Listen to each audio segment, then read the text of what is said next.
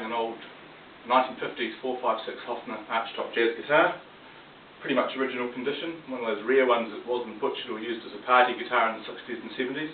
I put a pickup on it so that people can play jazz with it. But as an acoustic guitar, it actually rates pretty good. It's still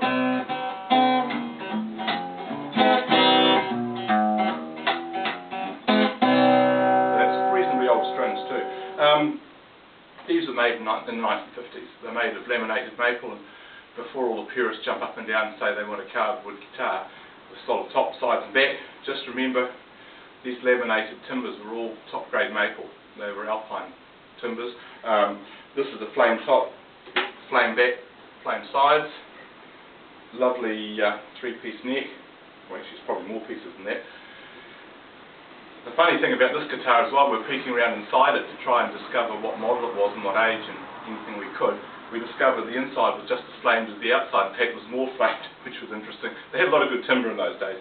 These guitars fell out of use, I think, probably in the 1960s when the rock and roll era started, which was absolutely, catastrophic sort of change in the direction of music, popular music. And suddenly, all the Māori show bands in New Zealand, you would use Hofners and Goyas and Framus guitars and similar guitars. A lot of which came out of Germany, and they're very flamboyant, very, very sort of decorative guitars. Very, very good for stage shows, and they were electric and they worked really well. That kind of gave way because Hank Marvin played a Fender and Hendrix went on and played a Fender, and other guys were playing Les Pauls and Gibsons, and they kind of brought about the Renaissance into American guitars and rock and roll. And these things kind of got left behind, and you can see it in the photos of the historic New Zealand bands. They all had guitars like these, and a week later they all wanted to be like Hank. And so you don't see many of these, and they got relegated to party guitars. And nowadays, you look more likely to see them in New Zealand house and garden as decor ornaments and as guitars.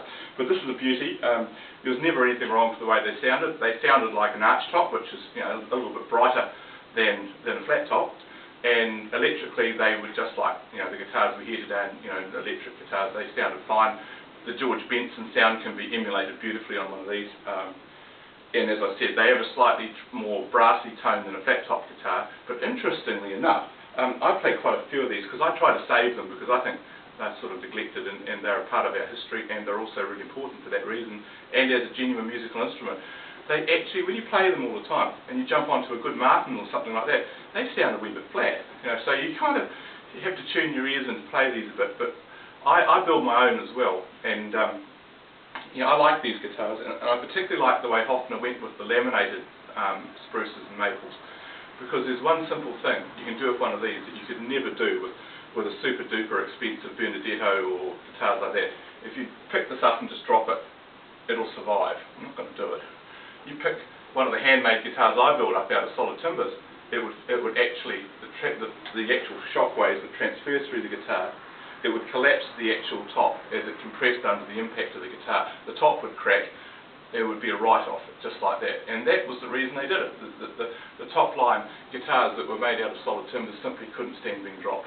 And there was nothing so much about quality of sound. A good laminate guitar sounds absolutely excellent, and people all around the world are playing them. The Gibson 175 is a good laminate guitar. So is the 335. So is a lot of the top-line Gibson guitars. So there's nothing too wrong in as much as having these guitars made out of laminate. I don't use the word plywood because it's a lamination of solid maple or whatever timber they choose to use. Now I've put a suspended jazz humbucker on this. It's, as I said, gives you the standard jazz tone. I think I was rogering one-note samba when I started playing, and that's quite a good one to use because it's a nice finger-style thing. Nice voicing, it's nice and mellow. If you turn it up, you can get a wee bit more treble. It's got a lot of bite. You can play blues with this,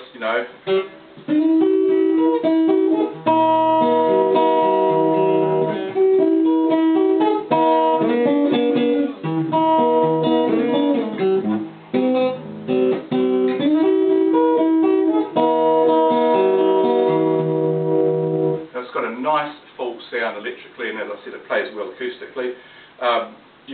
I like them for jazz. I'll go and play one like this in a restaurant. I have a great sort of nostalgia of this particular type of guitar because I bought one in a junk shop when I was 14, and it looked just like this, but it was the club model. It was smaller. They were zillions as well, but I polished it all up, cleaned all the dirt off it, and it was the most beautiful thing I'd ever seen. I've never forgotten that, and I can understand other people wanting them to stick on the walls of their sort of boardrooms and houses, though I think it's kind of bullshit when it's something they never played or had any real connection with. I'd rather play them than stick them on the wall, though I do stick them on the wall because I've got nowhere else to put them.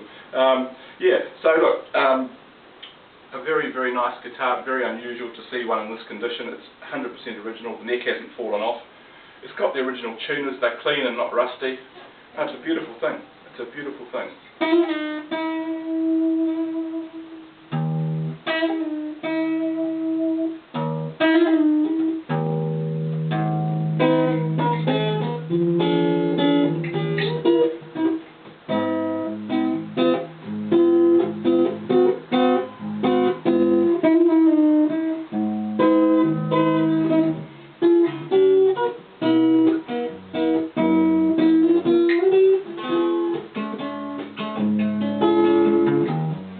Close action,